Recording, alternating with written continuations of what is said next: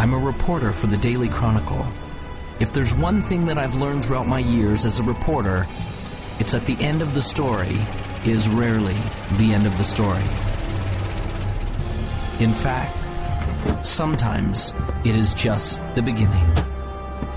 This is a story that was the beginning for me. Although we only met for a brief moment and there was only one word exchanged between us, my life was changed forever. Hello, I'm the reporter from the Chronicle. Come in. Thank you. The interview was with Vincenzo Vivaldi, the world's foremost violinist and composer. I admit I didn't know much about him, but I had my questions at the ready. How did he become such a success? How did he create such a legacy? And what inspired him to learn the violin?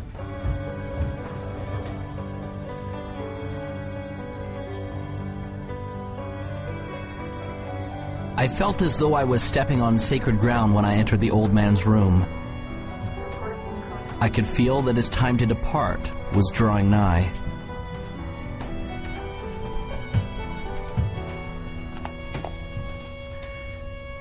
Thank you for seeing me, Mr. Vivaldi. For our readers, what would be the one key factor in achieving all of your great and grand accomplishments?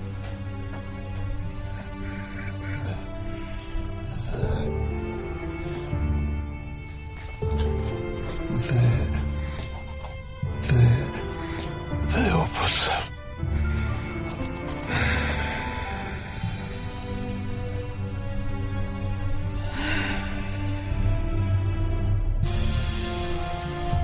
Those were the last words he ever spoke.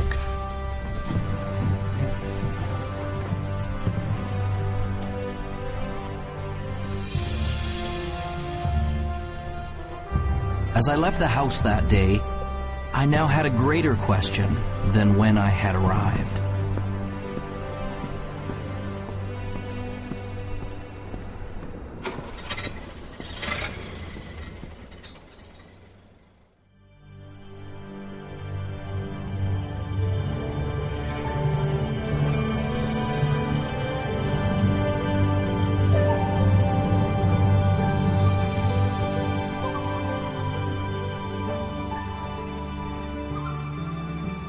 The Opus is a composer's greatest work. And the Opus is about us becoming the most amazing, magnificent, extraordinary human beings that we were meant to be. You and I are here to do magnificent and magnanimous things. You're here to create, and you're here to contribute, and you're here to connect at a high velocity. Everybody deep inside has a dream and a vision and a calling and an inspiration that they're here to do. Anyone can do this, and it almost sounds cliche. Everybody says, oh, you can be whatever you want to be, you just got to have the dream. And all of that's true. Unfortunately, it has become cliche, and people have stopped listening to it. The best way for you to predict your future is to invent it. It's up to you.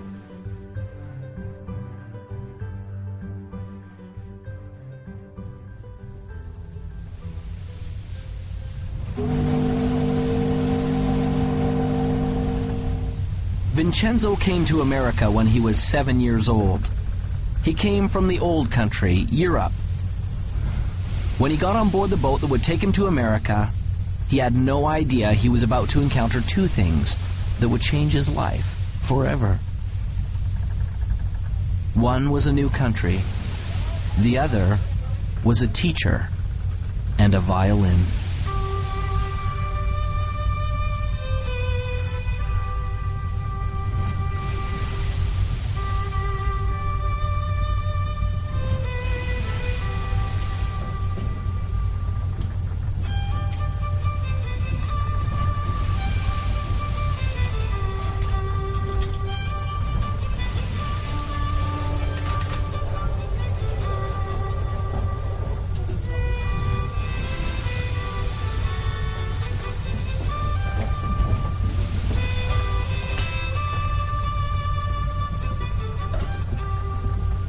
As the boy listened, He was captivated, and in his heart he knew that one day he would play this song.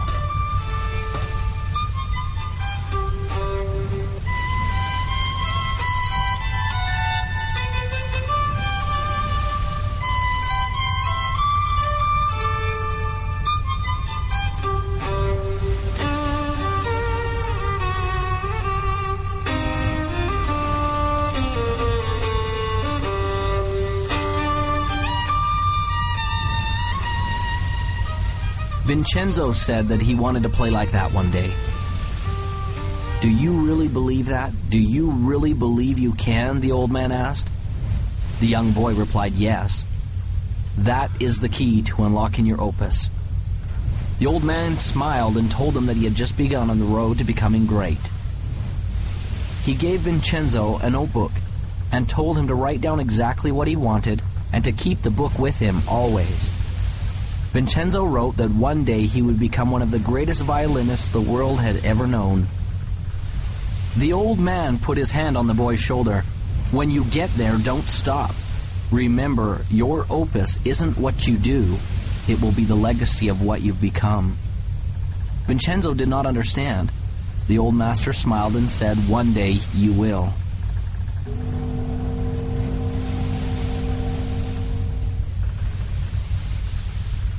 As Vincenzo left the old man, he was grateful, for he had been given a great gift.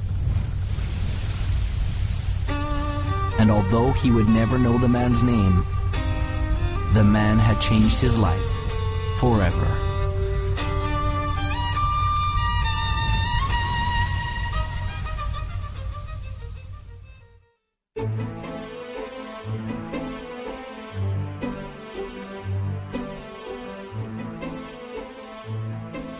Vision is all about who you've decided to be, as if you had a magic wand that you could wave over your life, that you could actually be and do and have everything that's important to you, where you could be fulfilled and you could be in rich relationships and you could be abundant, attracting wealth and all the great things that we all want in life.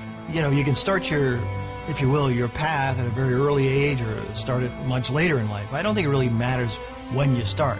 But I think what you should try to be thinking about and looking for is something you just love to do, something that really gives you energy, you've got a passion, and that you feel you can commit yourself to.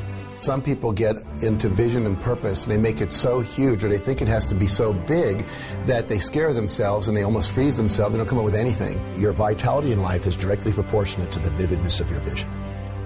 And when you have a clear vision, magnetic things occur, and you draw into your life amazing synchronicities. People, places, things, ideas, and events start to synchronize in your life to help you fulfill your vision. The law of attraction just says that anything we think, feel, say, and do, we attract to us. So we're always creating through what we're putting out in our thoughts, our feelings, our words, and our actions. A very common misconception about the law of attraction, people learning it, is that it's all about positive thinking, and it is not. Positive thinking is obviously, probably more beneficial than negative thinking, sustained negative thinking. But positive thinking can mean just that you're thinking about things that would normally make a person happy. But if you're not truly emotionally involved with your thoughts, you're not really having an attractive power. In other words, if you're visualizing a car, you're visualizing a house, or you're visualizing lots of money, or whatever your version of success is, but you don't have any real feeling about it, that is in alignment with that. In other words, if you don't feel positive about those thoughts, you're actually not attracting anything positive. It's the feeling that powers our thoughts. The Institute of Heart Math, which is the most widely recognized research institute on the heart, has shown that our hearts have an energy field around them that's 5,000 times more powerful than our brains.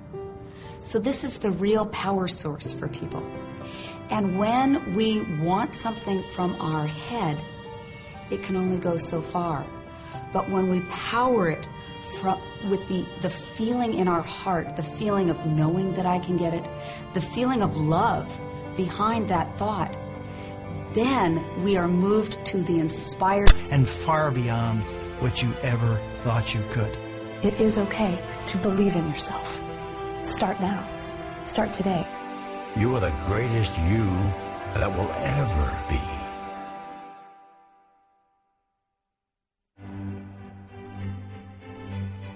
Vincenzo had set a goal. He began to see it powerfully and perfectly. It became real.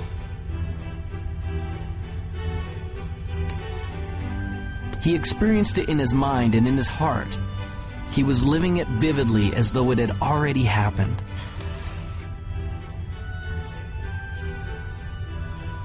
This gave him the momentum to begin.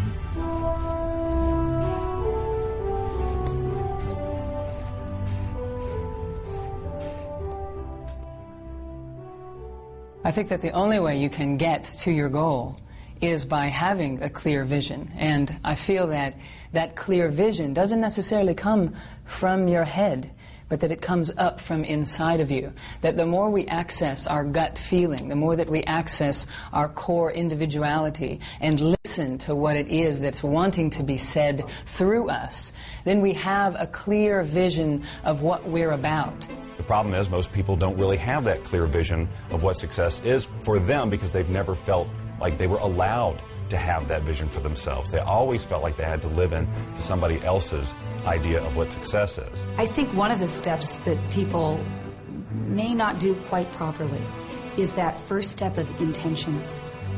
So many times people's intentions are coming out of a feeling of obligation or I should.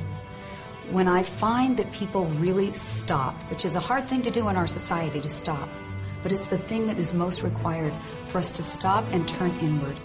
Someone asked me one day, if you could have anything that you wanted, if you could have your dream life, if it could look any way that you wanted it to look, what would it be? And I was stumped, because I was so used to being good at responding to my difficult circumstances that I even honored myself for being able to make the best of a bad situation. So I would constantly have to wait for bad situations to come around in order to identify who I was and to feel my strength to be able to go out there and do something.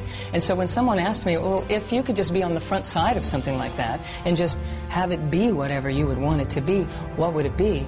And I couldn't answer the question. I thought, I've got some different kind of work to do.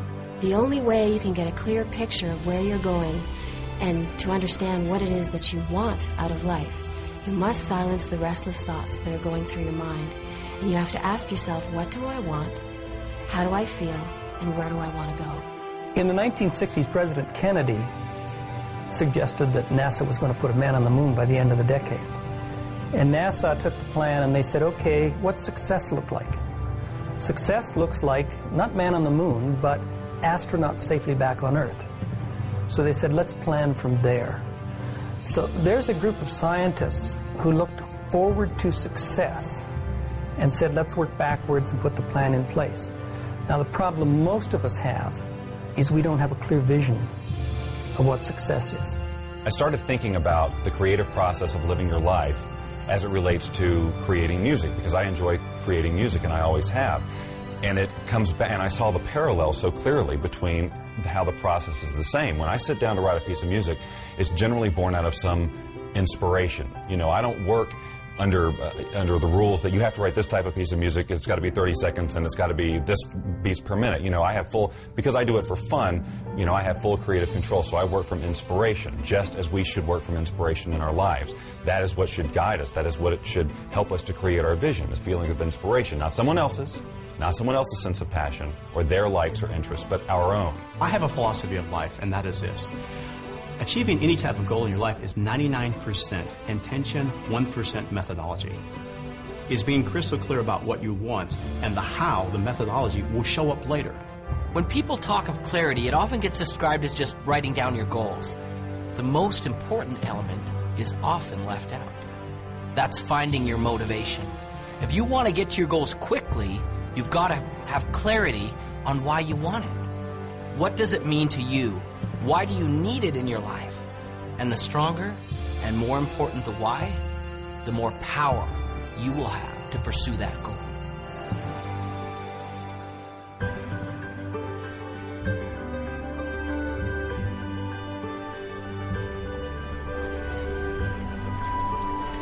Finally, the opportunity came for Vincenzo to have his violin. The moment he saw it, he knew that he had to have it. A loving mother felt the same way.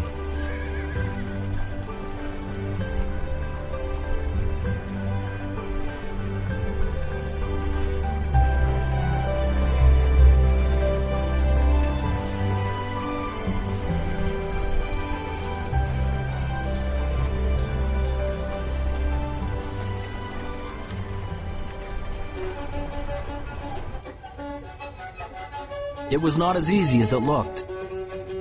But Vincenzo had made a decision and a commitment that he would learn to master this instrument no matter what.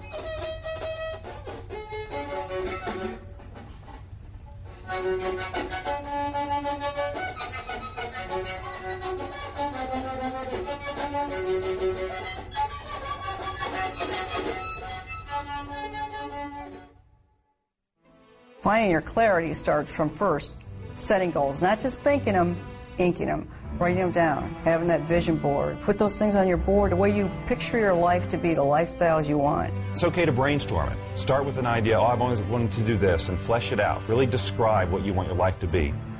You may find that it evolves even as you write, and that's okay. Take the time to decide what you truly want, because it isn't until you do that that you're going to be able to stabilize any sort of vibration around it from a law of attraction point of view to attract that into reality. When you're in the achievement process, what is your greatest moment? Some people think that it's when you're at the finish line, or at the top of the mountain peak, or when your bank account has finally reached that bulging, overflowing amount. If those are your goals, then those moments when you get there may be exciting. There's no doubt about that. But that isn't your greatest moment. Your greatest moment can be measured by 3 things that make it great. What moment will have the longest effect on your future life? What moment will carry the greatest future consequences? And which moment will have the farthest reaching impact on you and those around you? Your greatest moment, therefore, becomes the moment that you decide. Decision changes everything.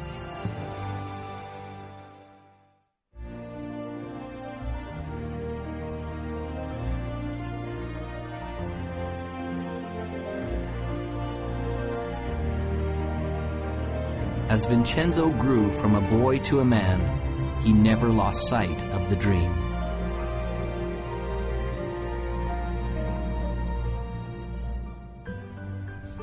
Vincenzo worked and saved his money to pay for lessons for his violin.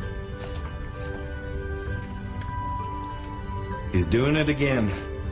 Thinking about everything except what he's supposed to be doing. There were those who told him that his dream was impossible, that it could never be achieved. Still believes he's going to be famous. Ladies and gentlemen, the famous, one and only, time-wasting, daydreaming, broom pusher.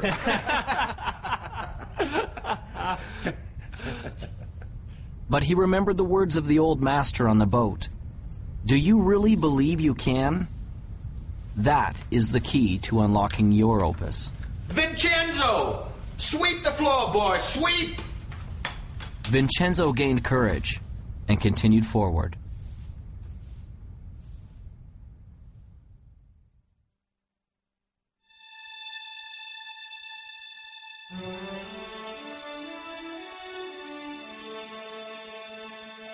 How do I get started? You just get started.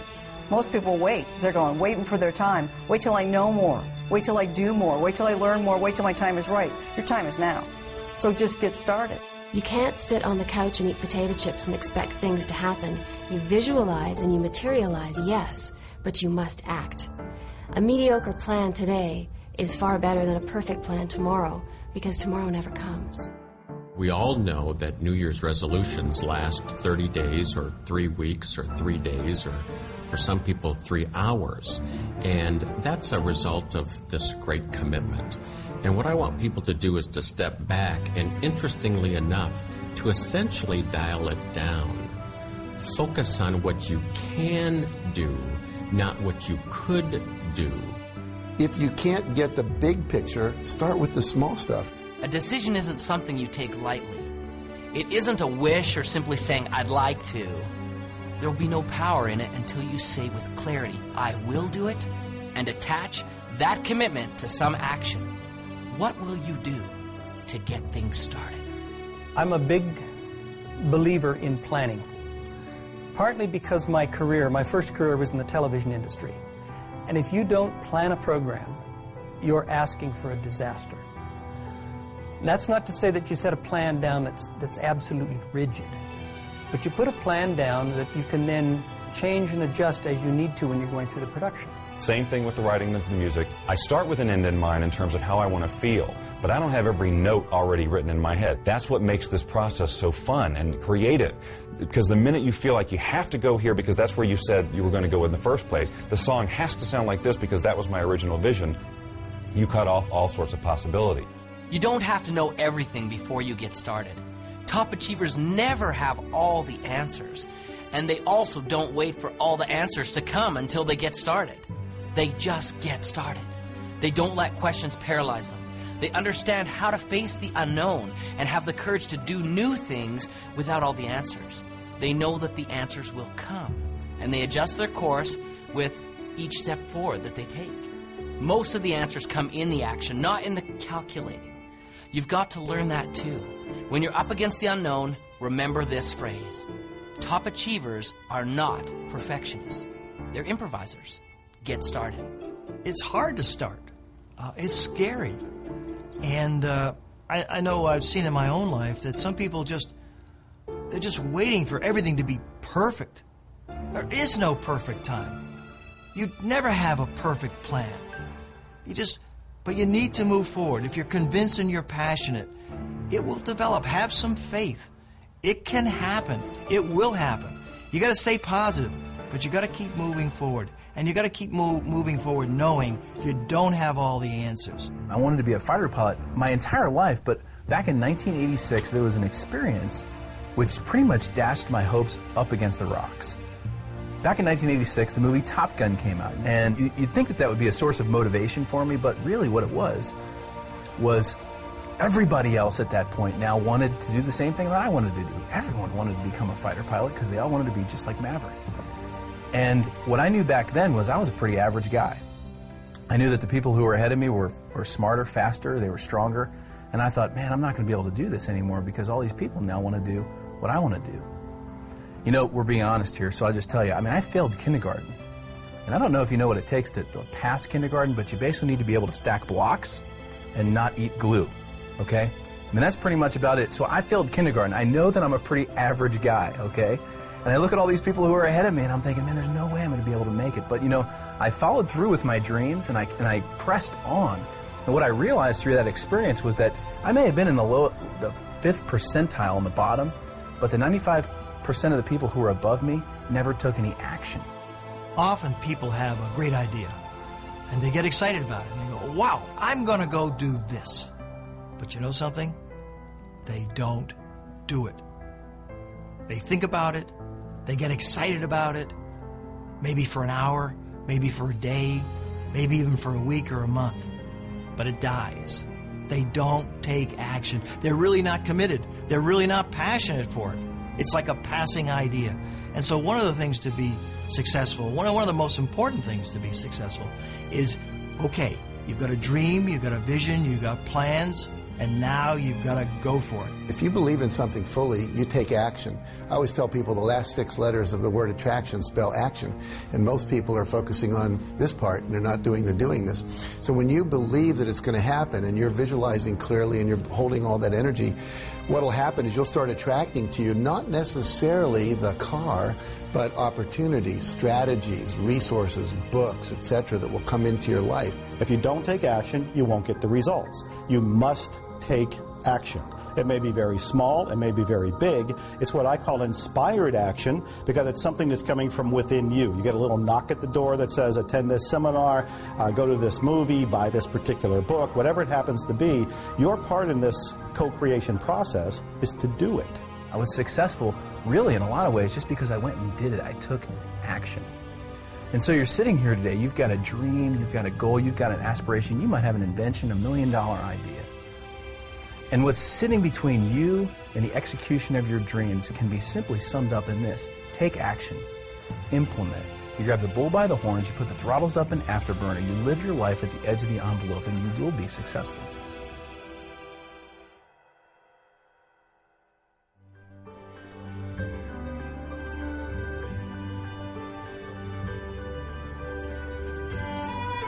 Vincenzo continued seeking additional understanding and education wherever he could, surrounding himself with other masters who could help him find his gift and develop his passion. This required effort and work.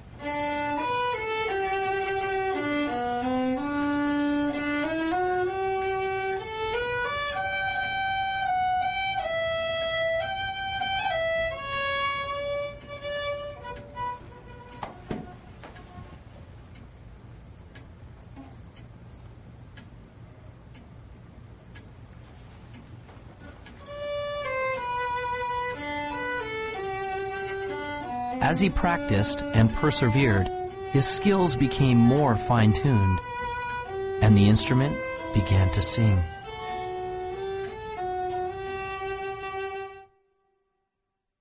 Whatever you want to do, whether you're an athlete, whether you're in business, whether you're a pilot, if you want to be successful, there are heroes, there are masters, there are people who have been successful before you who will be willing to teach you how to get where you want to be.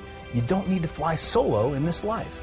If you have any goal that you want to achieve in your life, the first thing I would invite you to do is surround yourself with people who believe in what you do. And sometimes those people, they're not your family, they're not your friends, they're not your coworkers.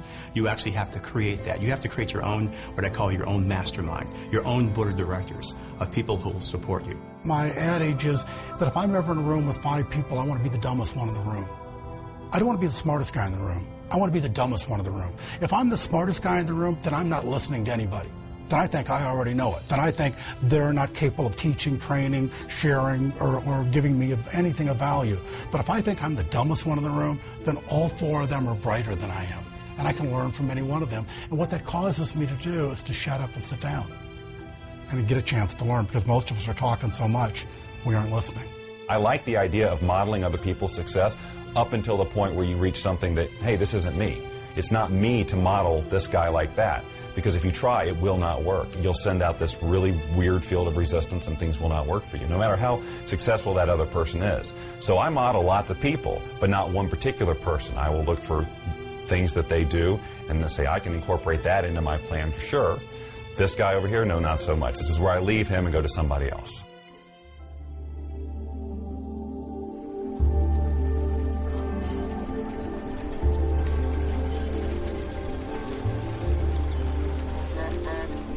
Whenever there is greatness, there is also adversity. When we work, there will be obstacles. Vincenzo's obstacle came when he turned 17. One day, as he was walking to his teacher's to practice his violin, he found that his vision began to blur. Soon, there were great dark spots appearing before his eyes. And one day, he woke up totally blind. He could not see. This proved to be a big adversity.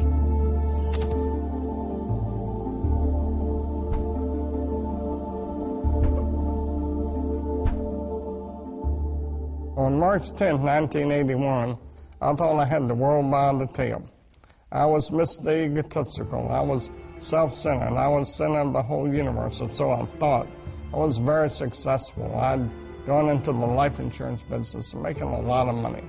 Had a nice home, had a nice car, had a wife. You know, I was living the American dream, and so I thought. And then I went and bought myself an airplane. The next day I took off in that airplane for a little pleasure trip just to check it out. Then in that day, my whole life changed. I had a power failure. When I was landing, the engine failed. I hit some power lines and crashed. I was just entering my senior year, and I wasn't really going out much. We had moved to a new town, and I was feeling a bit awkward in my skin. I went out, and I met someone. I thought, oh, he's the one, and ended up pregnant in my senior year. And if you want to be judged, I was going into a school where there were nuns, and they were convinced, and so was my entire school system, that found out I was pregnant in my senior year, that I was going to go to someplace with the letter H and 3 letters that followed. And it took me a long time to regain my self-esteem. And so my life started out as a pregnant teenage runaway. When I was born, my parents didn't know that I was didn't think that I was going to be a little person, of course.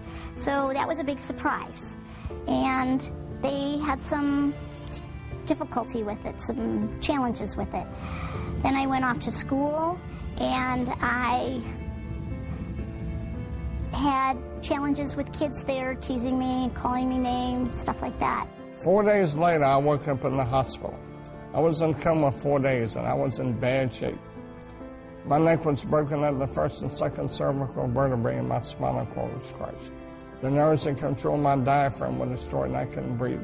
My swelling through your flesh was destroyed, and I couldn't eat or drink.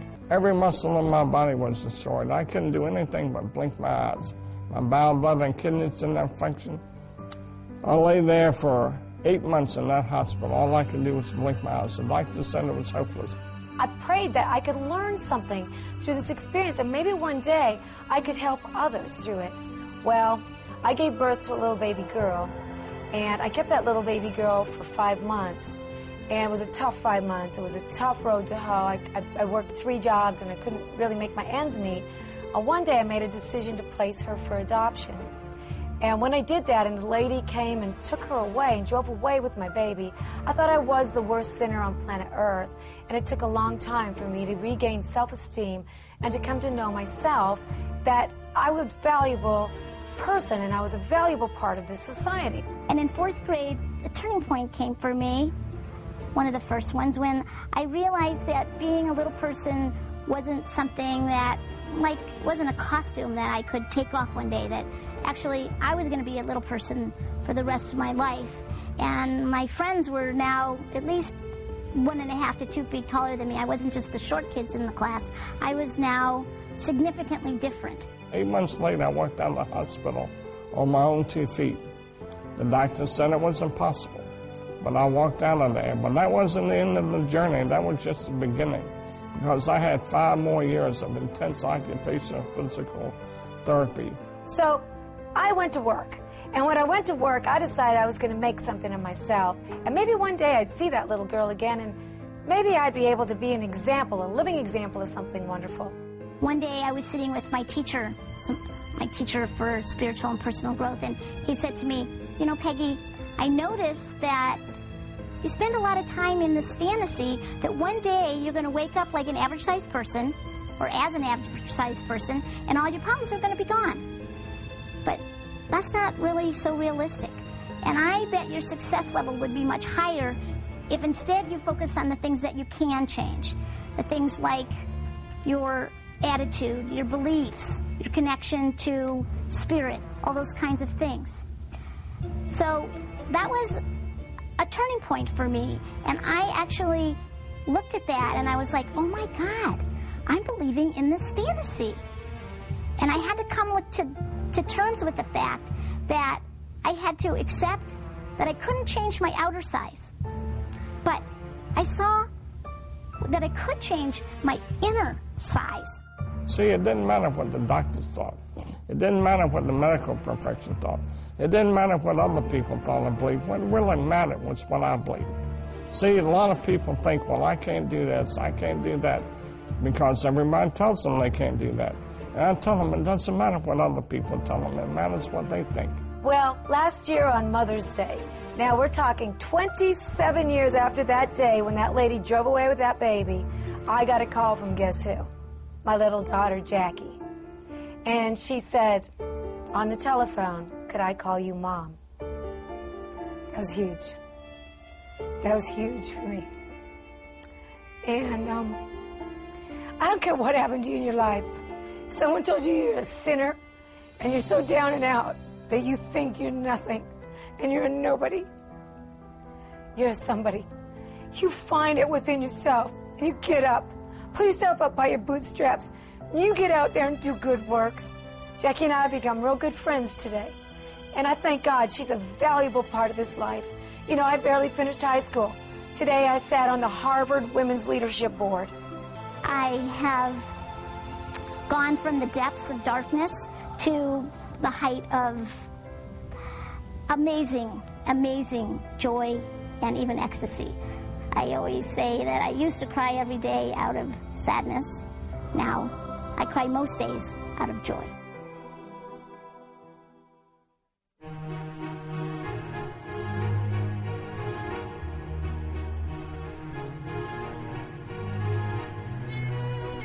Vincenzo continued to practice his instrument. But it was much harder now The music didn't come as easily. Often the notes didn't sound right. Often the people near him told him he was failing. He began to feel like he was failing.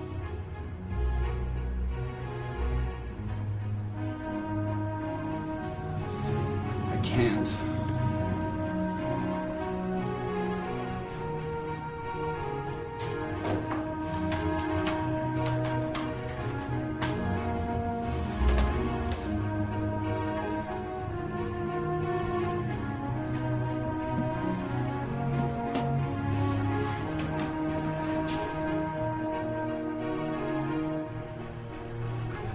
Vincenzo had given up. He felt like he had been robbed of the gift he had been given. His heart ached as he approached the entrance to the merchant's store.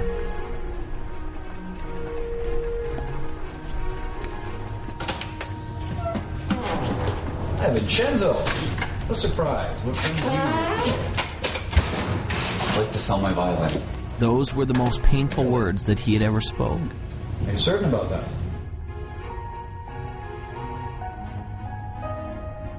Well, let's have a look, shall we?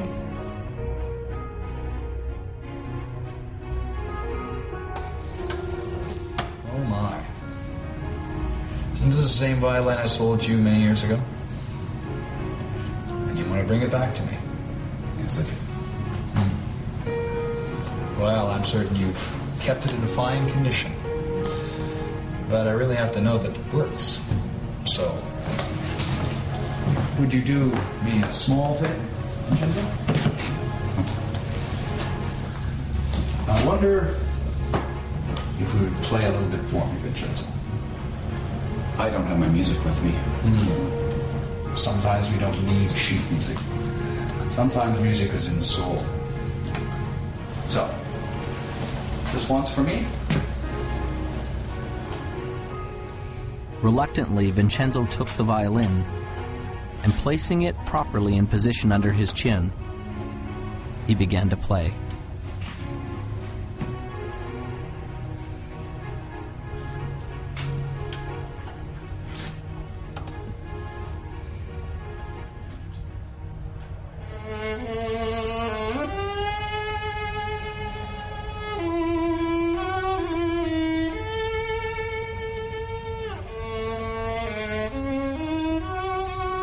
He began playing slowly at first, until his heart began to play the notes. As he did, something magical began to happen. He began to feel the power of the music once again.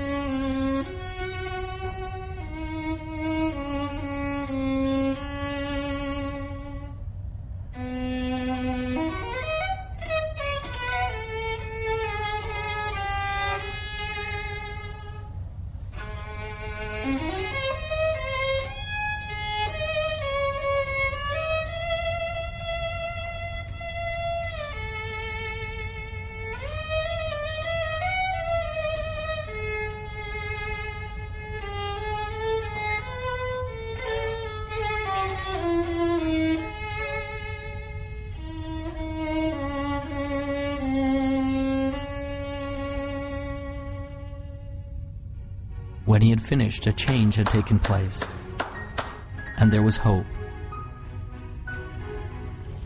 I can't sell you my violin. I thought as not.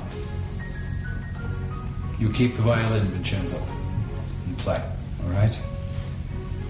Vincenzo left the shop with a resolution that he would never again give up on his dream.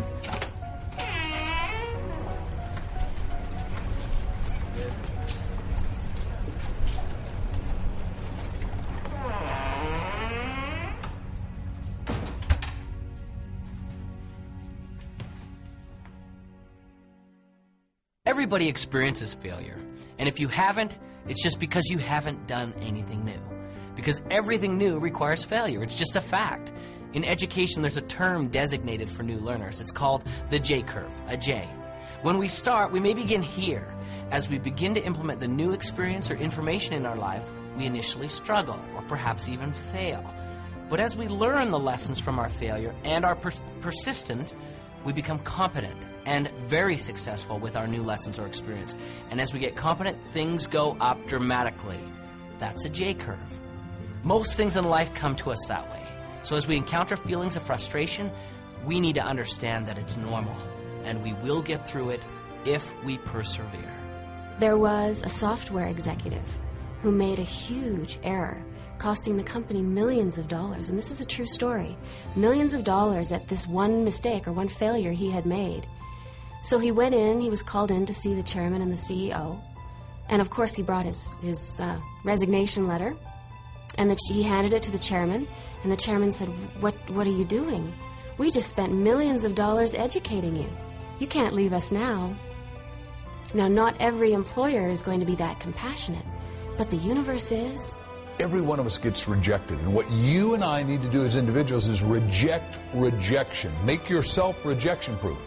When Jack and I started Chicken Soup, we spent 3 years writing it, and then we tried to sell it. We went to New York with a great agent, and 33 publishers all said, hit the road, Jack. And then we went to the BEA, Book Expo of America, and we went booth to booth to booth to booth, and 144 people, sum totally, said, buzz off, you guys. That's sappy little stories. They're never going to sell. They're too nice.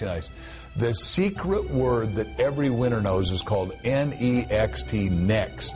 You're going to meet obstacles. You're going to see adversity. It's going to happen to you. I guarantee it. So what gets you through it? It's your passion, it's your energy, it's your commitment to this game plan. And wow, it can be very, very exciting. I have never met a successful person who hasn't failed.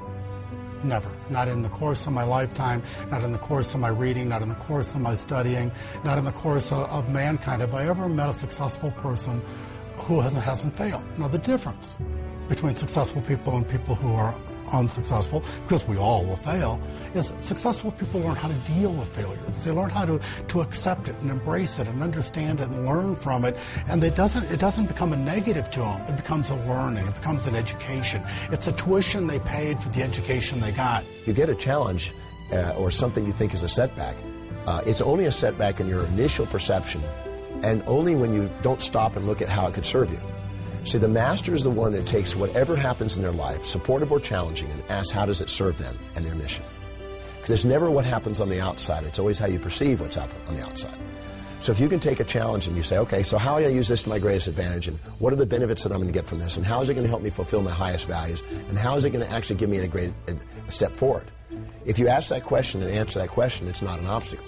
An obstacle is only when you've chosen to see only the drawbacks without the opportunities. Some people are so worried about failing, they don't start. And so one of my friends says, you don't have to get it perfect, just get it started. And then in the process of doing it, you will learn. What is failure? That's easy. It's not trying. It's not getting in the game. It is thinking about it and not doing. You know, you cannot fail if you try, if you get into the game. You know, I like to use the analogy of a missile. When I shoot a missile off of my airplane, all missiles initially, they just come off straight. And any engineer will tell you that a missile actually requires mistakes. It actually requires errors in order to become successful at hitting its target. And so as a missile comes off the airplane, if you've got a plane that's going in this direction, the missile comes off and it sees that the airplane that you're trying to shoot at is going this way. It sees that it needs to correct that way, and it makes a correction. Then it makes a smaller correction. Then it makes a smaller correction, and next thing you know, it hits the target. The same is true with us. You know, we've all got dreams. We all have a target, and we all have goals. A failure-minded person goes down the road towards their goals. They hit that first obstacle, and they go, I'm a failure. I always fail. And they turn around and they give up their dreams. A success-minded person hits that first obstacle, and they go, you know what, I'm going to be successful, and they make a correction just like that missile. They hit the next obstacle, and they make a little bit other correction, just like that missile. And next thing you know, they find that they've zigzagged their way to their target, to success. When I was learning to walk, my parents didn't say, oh, Jack failed after 7 tries, let's give up. They said, just, keep coming, boy. However long it takes, you're going to make it. And for me, I've read so many stories about, Thomas Edison, who had 10,000 experiments to invent the light bulb. And when someone said, you failed 10,000 times, he says, no, I never failed once. He said, I invented the light bulb. It just happened to be a 10,000-step process. You're going to have some setbacks in life, some challenges, some difficulties. And those are the days which really test what happens. Maya Angelou says it like this: if there's something in your life you don't like, change it. But if you cannot change it, change your attitude. That is why it's critical for you to work on your attitude and start to have a reservoir from which to draw from before you need it, because you're going to have some days which test you, which try you, which really push you to the edge. And those are the days that you need to make sure that you have a positive outlook, a positive in-look and a positive uplook, that you are thankful and grateful for all things, even the challenging things, because it is through the challenges that we grow, that we stretch, that we start to become all that we can possibly become. In our society, so often we focus on problems and obstacles and challenges and failures, and those kind of things paralyze us. They cause us to stop because we can't really see beyond that. But the truth of the matter is, if we look carefully, we'd see very clearly there is no such thing as a problem. Everything is a puzzle, and there are answers to puzzles. So when you run up against something that you're not sure of, doesn't mean it's a problem. Doesn't mean you can't get around it. You just need to find the right answer for that puzzle. I've decided that every single thing that happens is a success. Everything. There's a learning experience. Maybe I achieved whatever the goal was, but I'm going to go after something else. I just learn, grow, and go.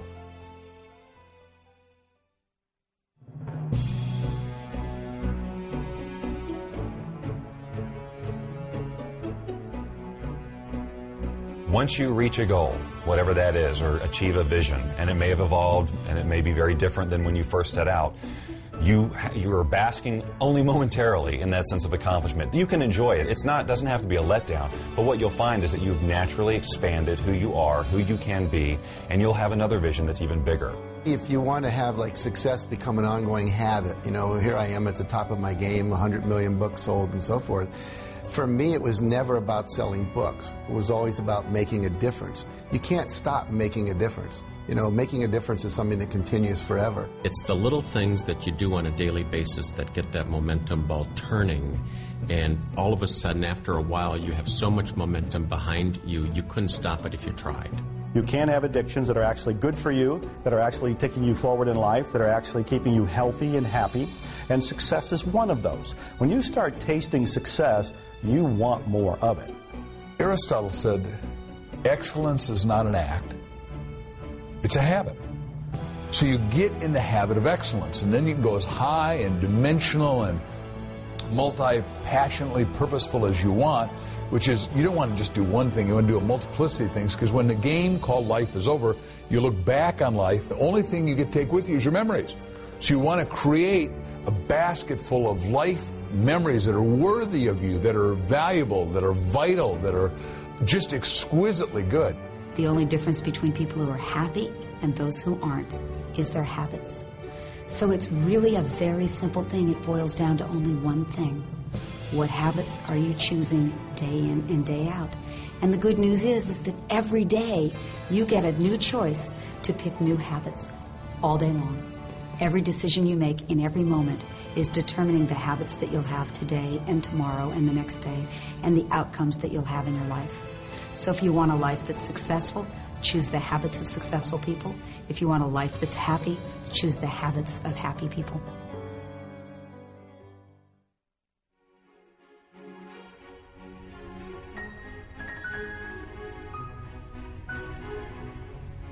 Well, thank you all for coming tonight.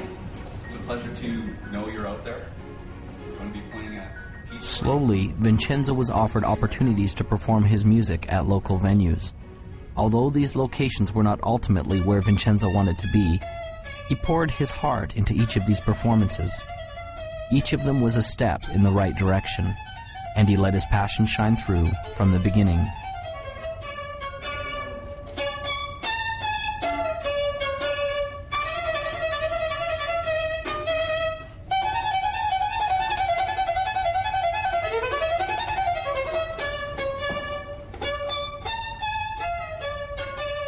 As can be expected, this wasn't always easy.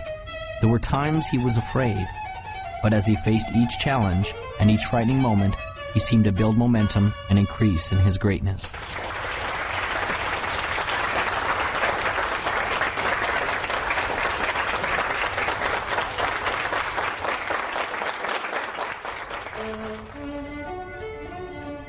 Vincenzo gained a reputation as a passionate musician, and his gift grew. Doors opened for him to begin to play with other masters. Soon Vincenzo was playing in the most grand concert halls of all. His dream to play was fulfilled. His opus had arrived. But was the journey complete? There was the question the old master had asked him that he still yearned to understand. Your opus isn't just what you do, it will be the legacy of what you have become.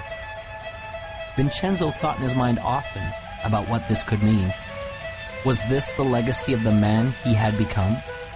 The man who played in the largest concert halls? The man who commanded the respect of the other musicians? The man who composed and wrote the grand symphonies? The man who people adored and loved as the master violinist? Vincenzo still didn't understand.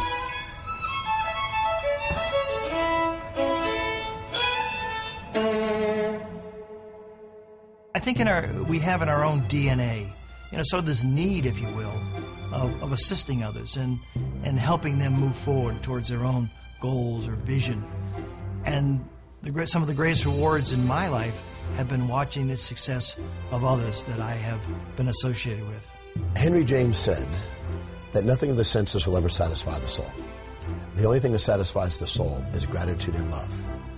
And when you have gratitude and love, whatever you're grateful for, whatever you love, you get more to be grateful for and you get to have more love.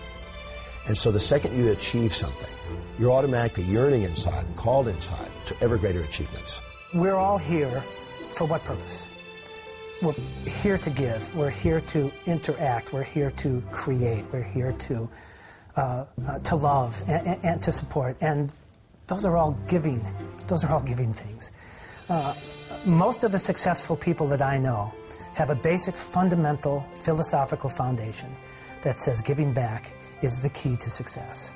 A friend of mine asked me recently, he said, what's the purpose of the universe? Now, no one had ever asked me that. Life purpose, corporate purpose, all that. What's the purpose of the universe? And I went back to my physics and I thought, well, what is the universe doing? It's expanding. Ever since the Big Bang, it's expanding. I said, well, is it to expand? And he said, absolutely. And he said, anything you do that helps people, corporations, countries expand, you're in alignment with the universe. And when you're in alignment with the universe, the universe will support you. It'll give you the resources you need. Anytime you cause contraction, you cause conflict, then you're against what the universe is about. When we feel expanded, it's the universe's message of saying we're on course. When we feel contracted, it's the universe's message saying that we're off course. So as we're moving along, we always move towards that which is making us feel expanded. Service, there is no higher purpose. It's all about giving back. When you focus on giving, you receive, and that's how the law of attraction works. Ultimately, what we contribute is a reflection of who we are inside. And the more we contribute back to the world around us, makes us more inside. Think of your happiest moments.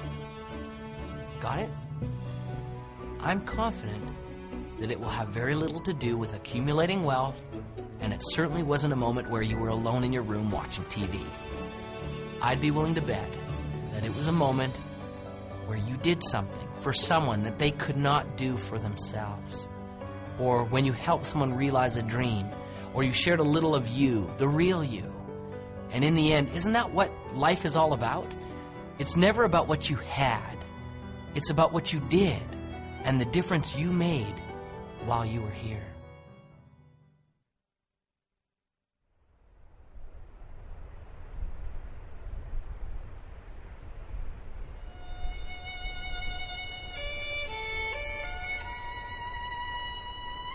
Your opus isn't just what you do. It will be the legacy of what you have become. Vincenzo still didn't understand. Then the lesson came as he was playing his violin in the park alone.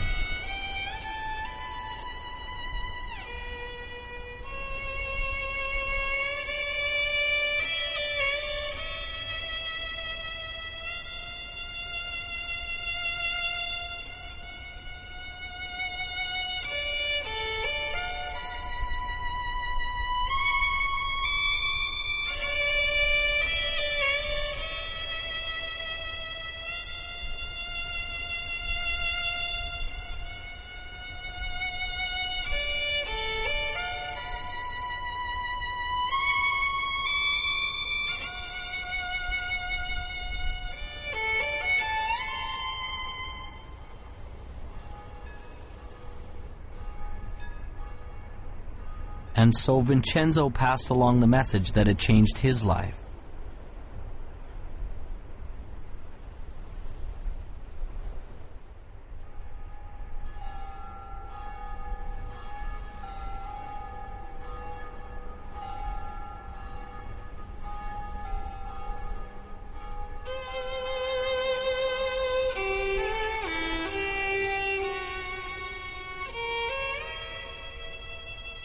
As the boy walked away in the snow, Vincenzo finally understood.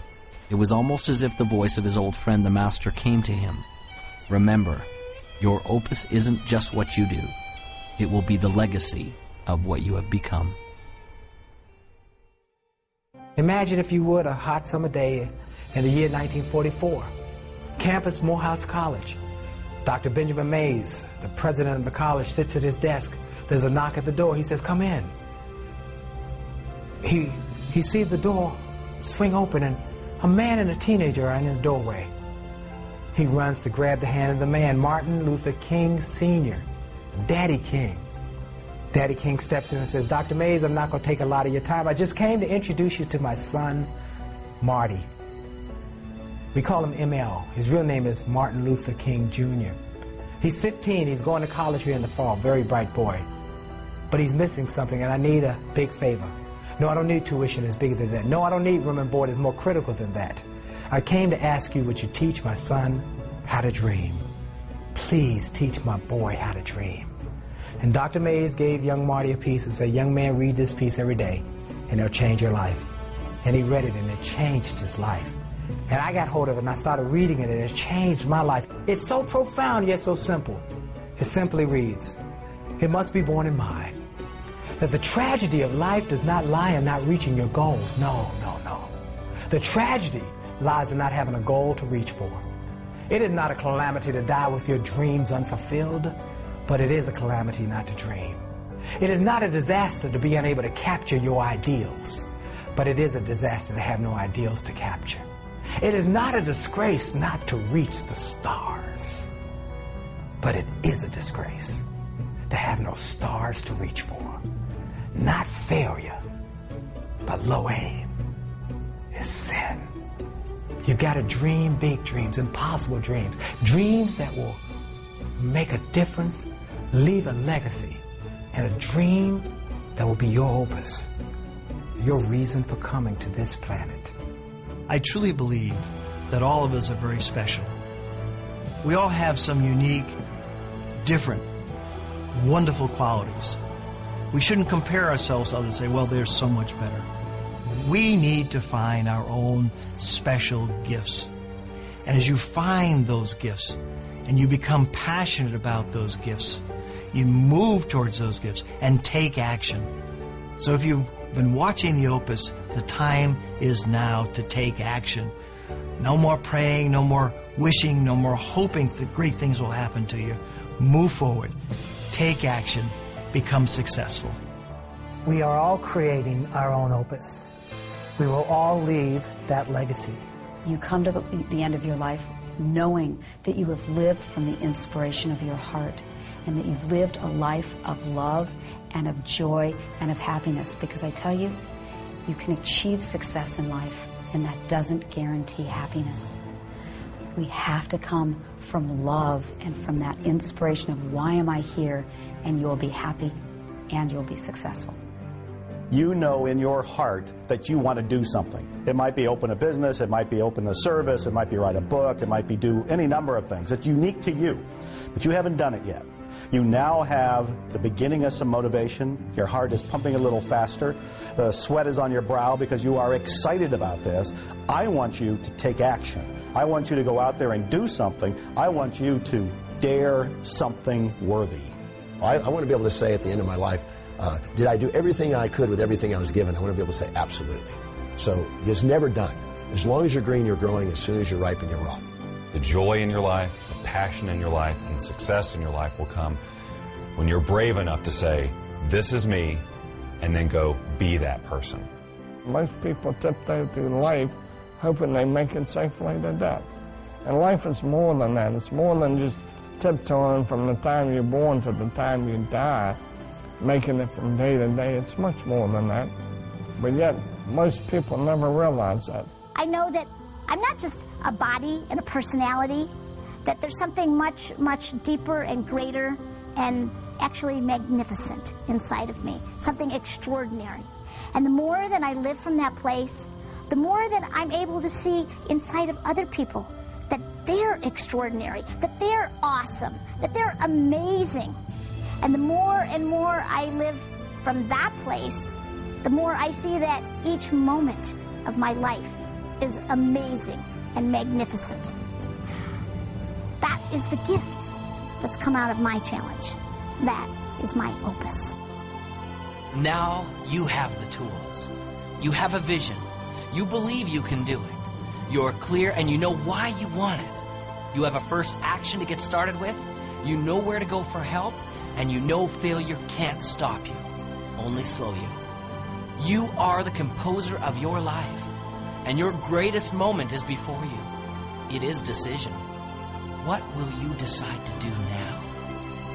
What will your opus be?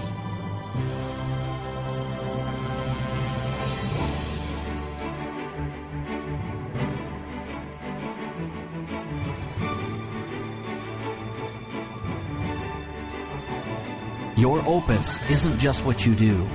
It will be the legacy of what you've become.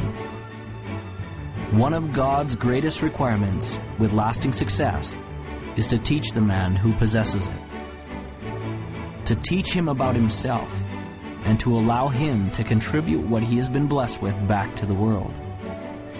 Vincenzo's music was a great gift to all who heard it. But the true gift was in the legacy that he created in another. This was truly his opus.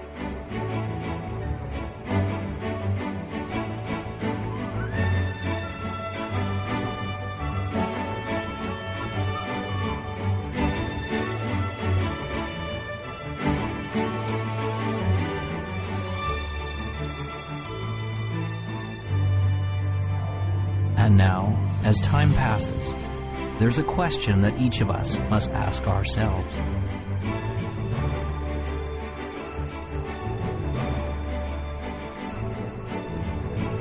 What will your opus be?